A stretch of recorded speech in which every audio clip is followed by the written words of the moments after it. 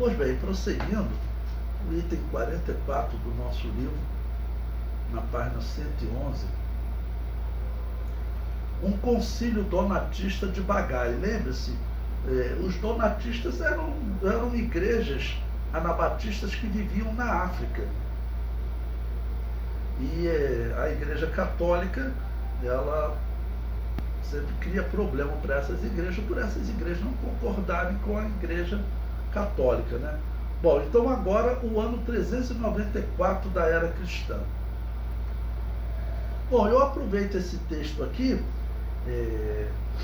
extraído de uma tese de mestrado em História. Um historiador da Universidade Federal do Espírito Santo, chamado José Mário Gonçalves. O título do artigo é Religião e Violência na África Romana. Do artigo não, desculpe, da tese de mestrado, né? Agostinho e os donatistas. Então você veja que os historiadores são historiadores seculares, ateus, agnósticos. Quando eles vão estudar história, vão escolher temas. Aí esse aqui escolheu com o tema qual? A violência que Agostinho de Hipona vai tratar esses donatistas, tá bom? Ele diz: após a morte de Donato, o bispo Parmeniano assumiu a liderança do movimento, sendo um de seus teólogos mais destacados. Após a sua morte, por volta de 391, o donatismo se viu dividido num cisma que opôs o bispo Premiano, de tendências extremistas, a Maximiano, de posições mais moderadas. Problemas assim acontecem no reino de Deus, né? O cisma se consumou no concílio de Bagai, em 394, e os maximianistas passaram a formar um grupo separado dos donatistas.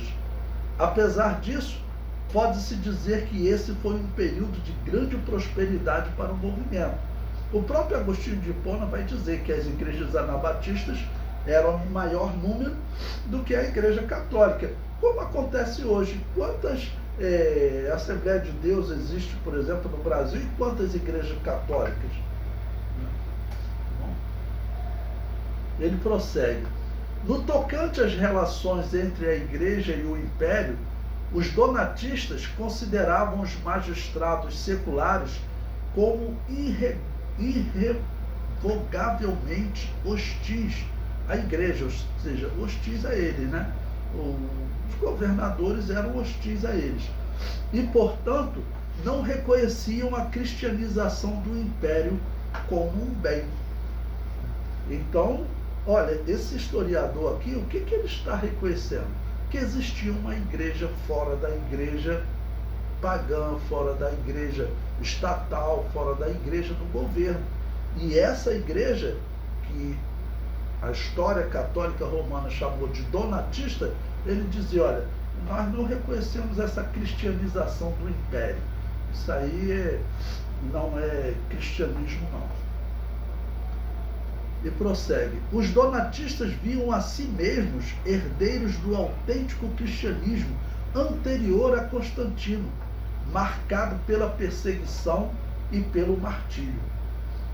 Para os donatistas, a igreja se caracteriza por sua santidade, entendida num sentido muito mais ritual do que moral, não admitindo no seu interior nenhum elemento que pudesse ser considerado impuro. Mais uma vez, por quê?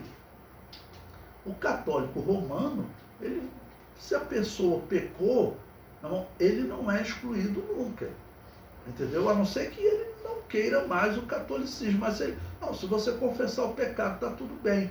Teve pecado que você não teve tempo de confessar, depois tua alma vai para o purgatório e você paga esses pecados lá, entendeu? Mas a pessoa, ela não se tornava impura nunca.